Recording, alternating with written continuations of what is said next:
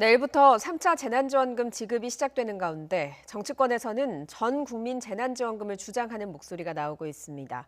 더불어민주당과 정부는 업종별 영업 제한 조치를 보완하는 방안도 본격적으로 논의합니다. 국회 취재기자 연결합니다. 김대근 기자. 네, 국회입니다. 네, 재난지원금과 관련해서 정치권에서 논쟁이 벌어지고 있다고요? 네, 내일부터 코로나19 3차 재난지원금 지급이 시작됩니다. 이번 지원금은 코로나19 재확산으로 피해를 본 소상공인과 특수형태 근로자 등 취약계층을 선별해 지급되는데요. 이런 가운데 정치권에서는 전국민 재난지원금이 필요하다는 목소리가 나오고 있습니다. 더불어민주당에서 이런 주장이 강한데요. 앞서 상황에 따라 전국민 재난지원금 지급을 검토할 수 있을 거라고 밝힌 이낙연 대표는 오늘 자신의 SNS에서 민생 실태와 코로나 상황을 면밀히 살피며 신속하고 유연하게 추가 지원 방안을 준비하겠다고 말했습니다. 내일부터 지급되는 3차 지원금이 충분하지 못할 거라며 이같이 밝혔는데 전국민 재난지원금 검토 가능성을 다시 한번 언급한 것으로 해석됩니다.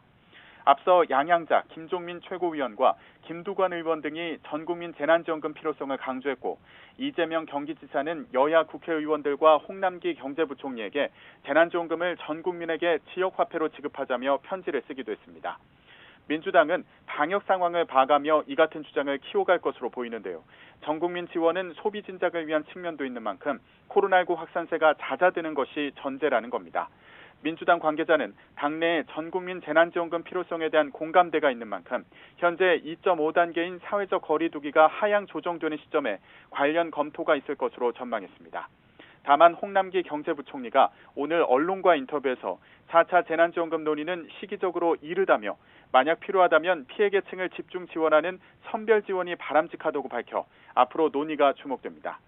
이렇게 민주당을 중심으로 전국민 재난지원금 주장이 확대되는 것과 관련해 국민의힘은 재보궐선거를 앞둔 시점에 이런 주장을 하는 건 돈풀기 선거를 위한 거라며 비판하고 있습니다. 주호영 원내대표는 4월 선거를 노린 것인지 제대로 된 재원 대책은 있는 것인지 너무 황당하다고 비판했습니다. 내일부터 3차 재난지원금 지급이 시작되는 만큼 앞으로 추가 지원금을 둘러싼 공방은 더 가열될 것으로 보입니다. 네, 영업 제한 조치 보완책 논의도 본격화한다고요? 네, 헬스장 등 실내 체육시설의 영업 제한 조치와 관련해 형평성 논란이 일자 정부는 모든 실내 체육시설의 영업을 허용하기로 했죠. 하지만 아동과 학생만을 대상으로 동시간대 교습 인원을 9명 이하로 제한해 실효성 논란이 일고 있습니다. 헬스장의 경우 대부분 성인이 이용하는 만큼 혜택을 받을 게 없다는 겁니다.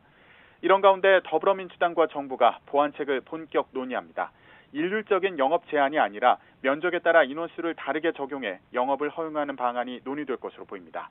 이와 함께 밤 9시로 제한한 영업시간을 완화하는 방안도 검토될 가능성이 있어 보이는데요. 면적에 따라 출입 인원이 제한된다면 굳이 밤 9시 이후 영업을 못하게 할 필요가 없다는 의견도 있습니다. 또 영업 제한으로 피해를 보는 소상공인 지원을 제도화하는 방안도 추후 논의될 것으로 보입니다. 일방적인 영업 제한은 소상공인들의 반발을 부를 수 있는 만큼 지원책을 함께 시행할 필요가 있다는 판단에 따라 앞으로 재정당국과 협의해 나갈 전망입니다. 하지만 영업 제한 완화 역시 방역당국의 판단이 가장 중요하다는 게 민주당의 입장인데요. 정치권의 요구로 방역 기조가 흔들려 부작용이 생겨선 안 되기 때문입니다.